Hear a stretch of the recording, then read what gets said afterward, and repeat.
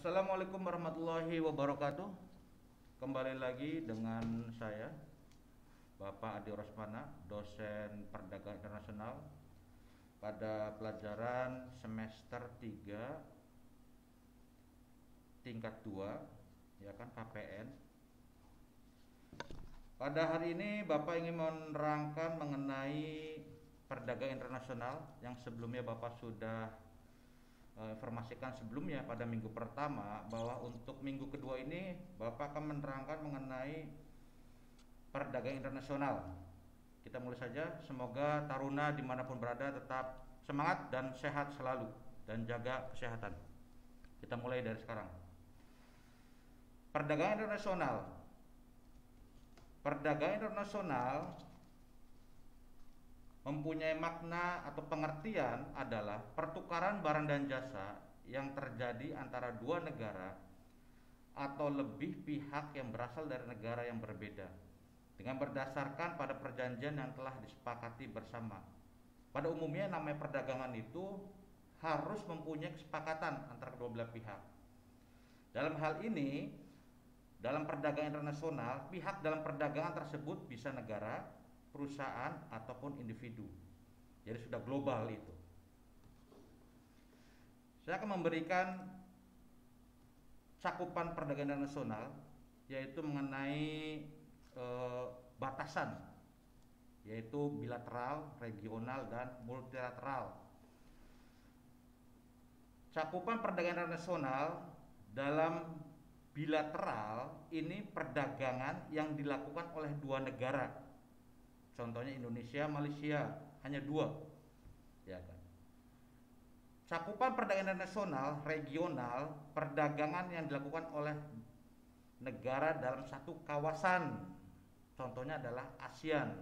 Jadi Asia itu nama regional. Kalau bilateral hanya dua negara.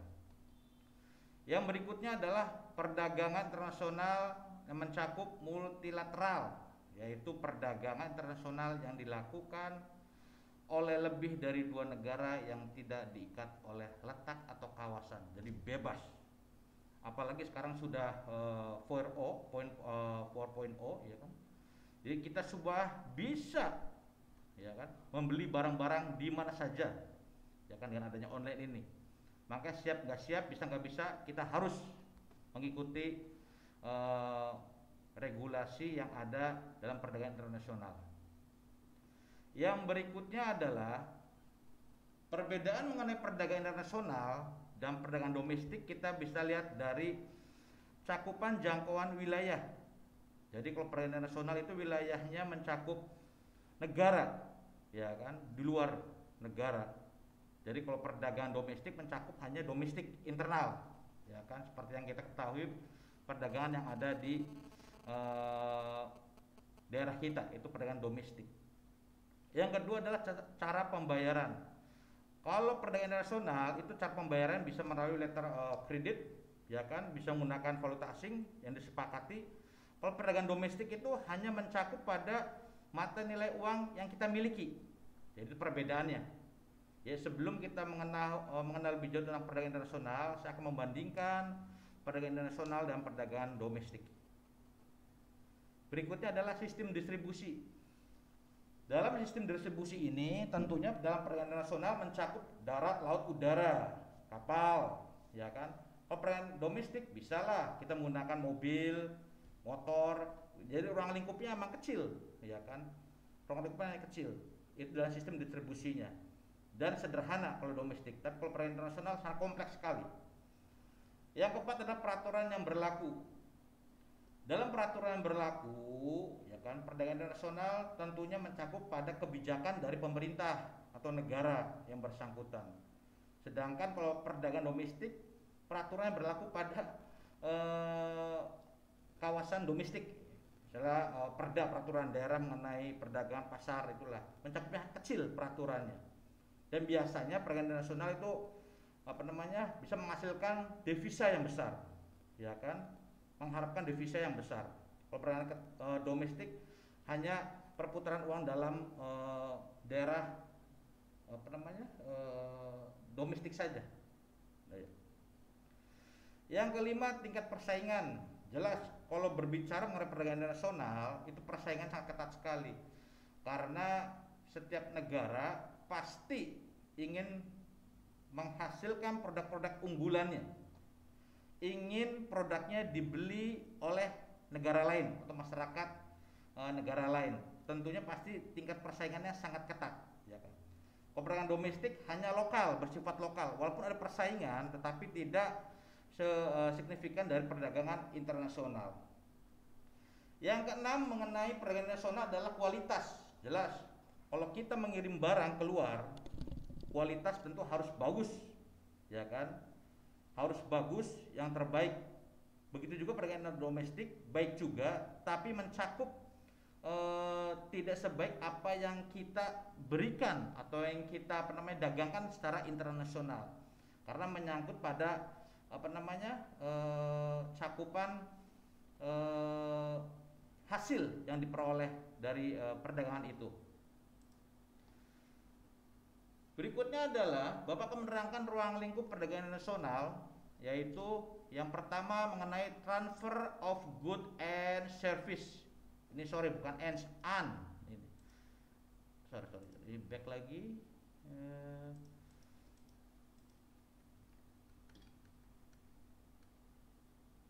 Ya, ini bukan ans tapi n. Transfer of good and service, yaitu artinya perdagangan internasional melalui perpindahan barang atau jasa dari suatu negara ke negara lain. Ini adalah transfer of good on service.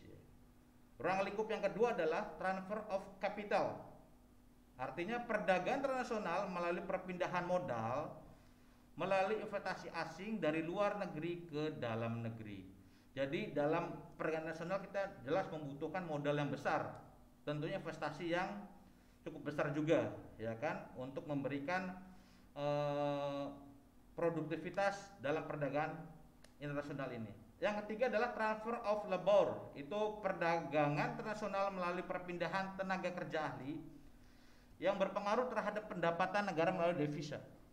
Jadi kalau berbicara mengenai tenaga ahli, itu skill, tentunya berbeda satu orang dan orang lainnya.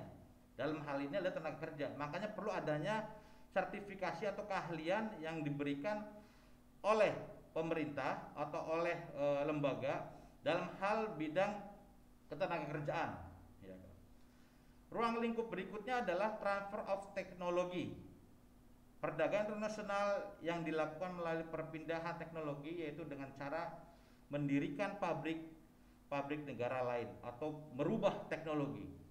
Jadi dulu kita banyak tenaga kerja, sekarang bisa menggunakan beberapa teknologi atau kita mendirikan pabrik yang baru lagi biar meningkatkan produksi yang lebih signifikan. Ya, berikutnya ruang lingkup perdagangan nasional yaitu transfer of data. Perdagangan internasional yang dilakukan dengan penyampaian informasi tentang kepastian bahan baku dan pangsa pasar. Di sini hal yang sangat penting sekali adalah penyampaian, ya kan, mengenai kepastian bahan baku dan pangsa pasar, ya kan. Dalam ruang lingkup ini tentunya suatu negara harus tahu kepastian bahan baku dan pangsa pasarnya pada siapa, ya kan. Contohnya, ya kan, di Indonesia ini banyak sekali rotan, khusus di Cirebon yang saya tahu itu rotan. Bukan banyaknya sekali pohon rotannya. Pohon rotannya dari Sulawesi, dari luar antar pulau dikirim ke Cirebon, dibuat langsung di ekspor keluar.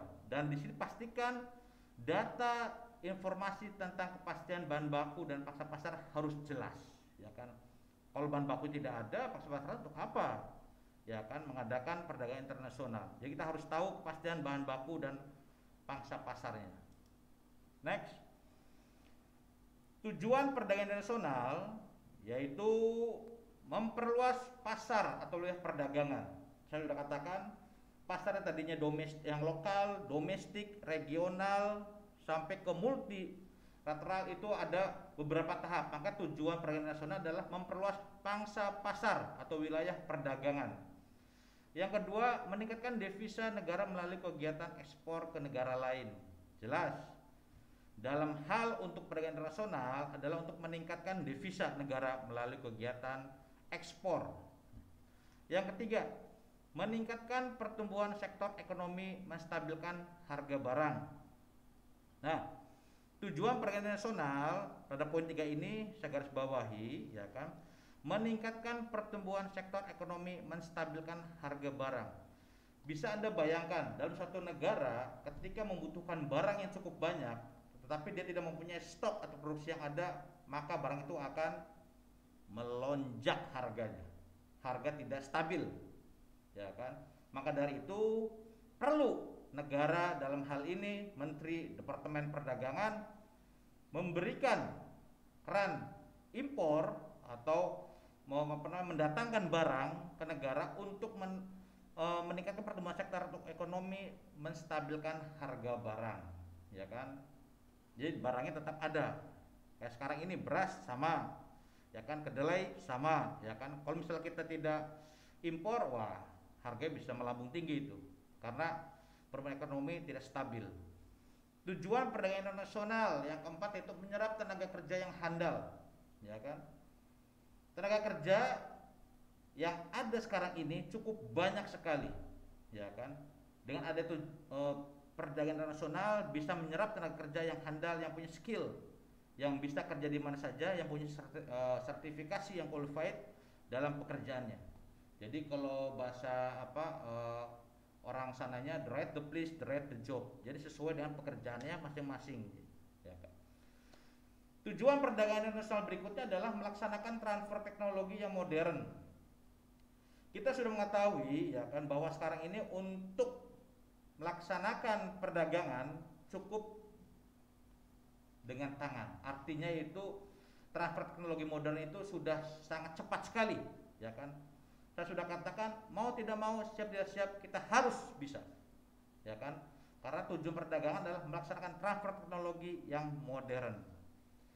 Yang berikutnya adalah mengenai manfaat dari perdagangan internasional.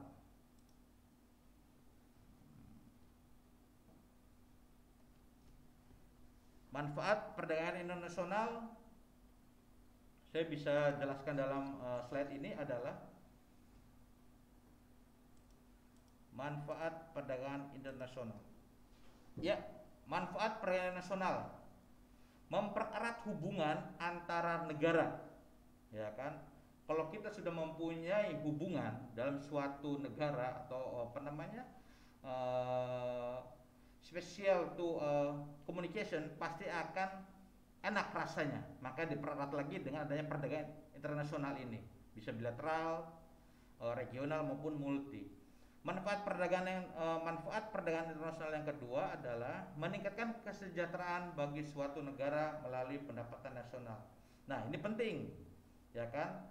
Meningkatkan kesejahteraan bagi suatu negara melalui pendapatan nasional. Pendapatan nasional nanti akan saya jelaskan ke slide berikutnya. Yang ketiga, manfaat dari perdagangan internasional adalah mempermudah masyarakat dalam memenuhi barang kebutuhan yang tidak ada dalam negerinya sendiri.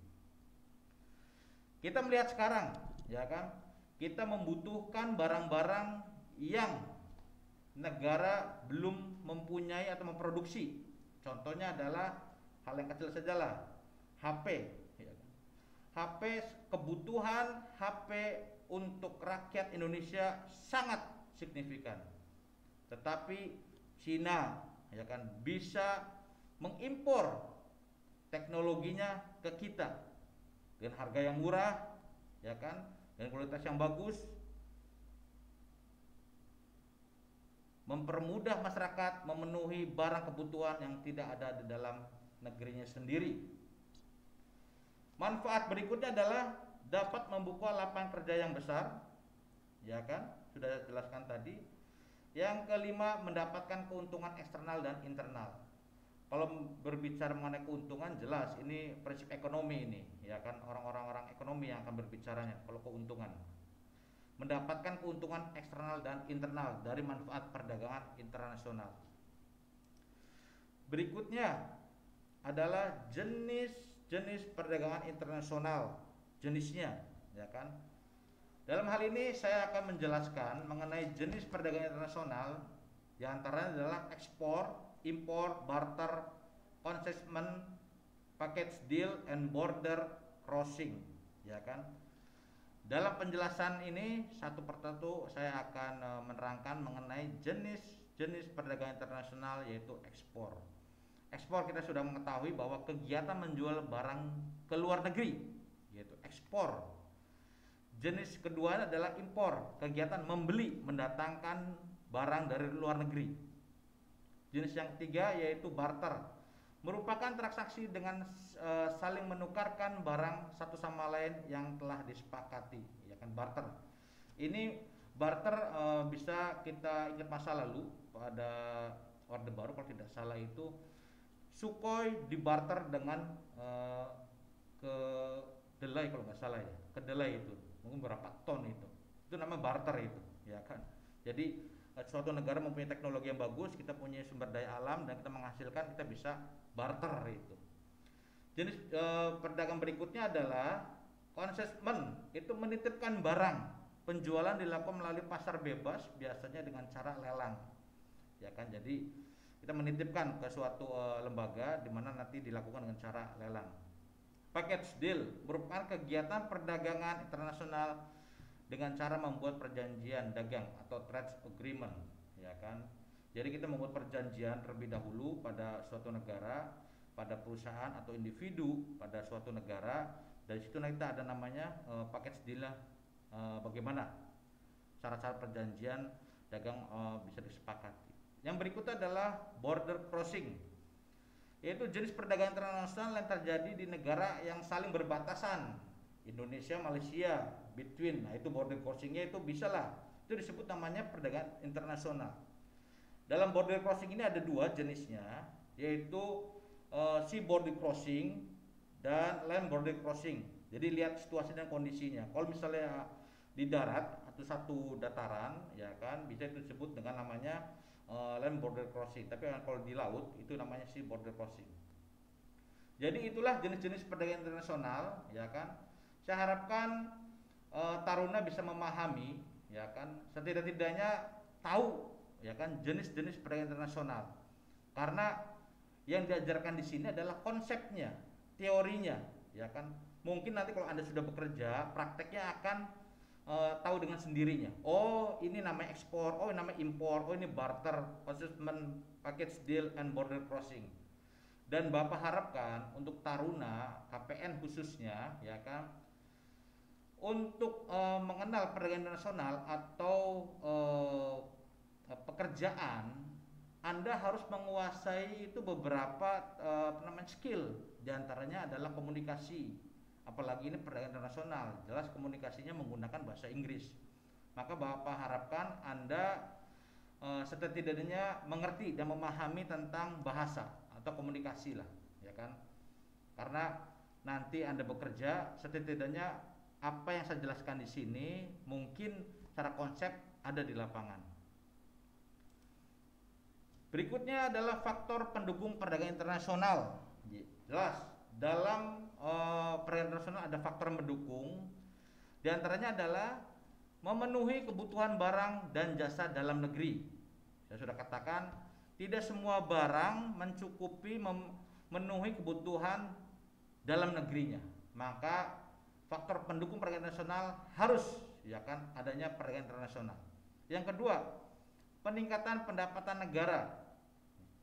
Yang ketiga, perbedaan kemampuan penguasaan teknologi, ya kan. Kayak sekarang kita semua banyak mengimpor dari negara-negara lain karena kita belum bisa menguasai teknologi, ya kan. Yang keempat, pemberdayaan, adanya sumber daya alam yang dimiliki, ya kan. Ada dalam satu negara sumber daya alam yang bagus, ada dalam satu negara sumber daya alamnya yang tidak ada, atau sebaliknya. Perbedaan antara sumber daya alam yang dimiliki negara tentunya berbeda. Yang berikutnya adalah terbukanya informasi dan komunikasi antar negara, ya kan. Saya sudah katakan semuanya serba terbuka. Gimana andanya? Kalau Anda berkomunikasi dengan baik dan andanya ingin berinovasi, saya kira Anda akan mampu mengikuti perdagangan internasional ini. Nah, berikutnya, mengapa harus ada perdagangan internasional? Pertanyaannya, mengapa harus ada perdagangan internasional? Ya kan? Dalam konsep perdagangan tentunya ada namanya kegiatan perekonomian. Kegiatan perekonomian ini adalah aktivitas produksi menjual dan membeli barang dan jasa untuk memenuhi kebutuhan dan kemakmuran dalam masyarakat. Ya, kegiatan ekonomi, jadi tetap berjalan ekonominya.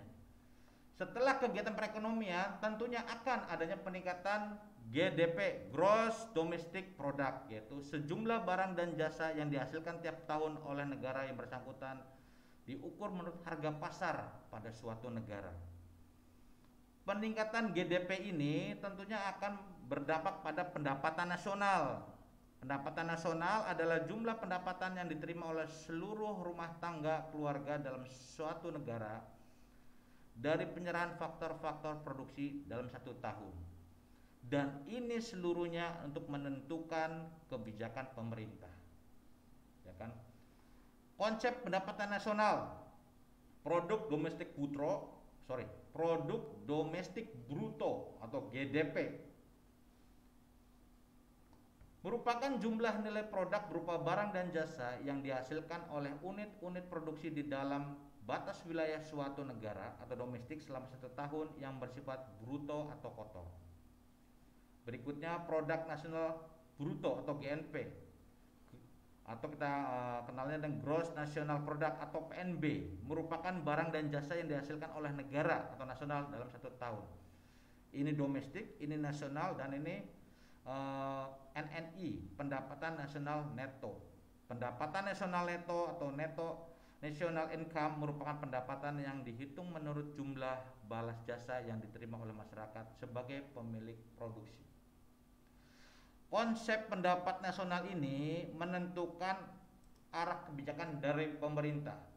Jadi kalau pemerintah mengatakan pertumbuhan ekonomi sekarang menurun, pertumbuhan ekonomi sekarang meningkat, bisa dihitung, ya kan? Bisa dihitung, menghitung pertumbuhan ekonomi bisa dihitung. Makanya biasanya kuartal 1 atau per kuartal itu ada penjelasan, oh ekonomi kita sekarang lagi naik, oh lagi turun, ya kan, akibatnya apa, ya kan, bisa dihitung. Makanya dalam ilmu ekonomi ada namanya menghitung pertumbuhan ekonomi, ya kan. Saya sekilas saja membahas tentang ekonomi karena menyangkut pada perdagangan. Jadi menghitung pertumbuhan ekonomi adalah rumusannya adalah R ini di sini adalah tingkatan pertumbuhan ekonomi dalam satu tahun dalam persentase. Ya kan, PDBS adalah produk domestik bruto, pendapatan real pada tahun sekarang. PDBK atau produk domestik bruto, pendapatan real yang tahun kemarin. Ya kan? Nanti hasilnya bisa menurut persentase, ya kan? Tahun sekarang berapa, tahun kemarin berapa untuk produk domestik bruto, ya kan? Dikali 100. Ya kan? Sebelumnya nanti dibagi PDBK dulu. Itu nanti persentasenya. Makanya biasanya 7,5%, berapa persen bisa dilihat, ya kan. Berikutnya adalah indikator pertumbuhan ekonomi.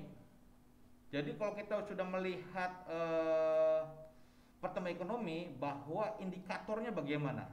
Kalau ekonominya bagus, ya kan, nilainya tinggi, indikator pertumbuhan ekonominya berarti produktivitas meningkat, laju pertumbuhan penduduk dan produk per kapita tinggi, ya kan, laju perubahan struktural tinggi. 4, adanya gelombang urbanisasi. 5, ekspansi ke negeri maju. Jadi kalau pertumbuhan ekonomi maju, rakyat juga akan merasakan kemakmuran, kemudahan, keamanan, ya kan. Makanya dalam perdagangan internasional ini tentunya dapat mengacu kepada arah kebijakan pemerintah demi kemakmuran masyarakat atau negara di dunia. Dalam hal ini adalah negara-negara yang ikut dalam perdagangan internasional. Ya, mungkin itu saja penjelasan dari Bapak mengenai perdagangan internasional. Selebihnya Bapak mohon maaf. Apabila ada pertanyaan atau ingin diskusi, silakan via WA boleh, via Japri pun boleh. Bapak terbuka, ya kan. Karena berhubungan sekarang masa pandemi corona, Bapak mohon maaf tidak bisa bertemu langsung, hanya sebatas tatap maya ini. Selebihnya Bapak sekali lagi mohon maaf.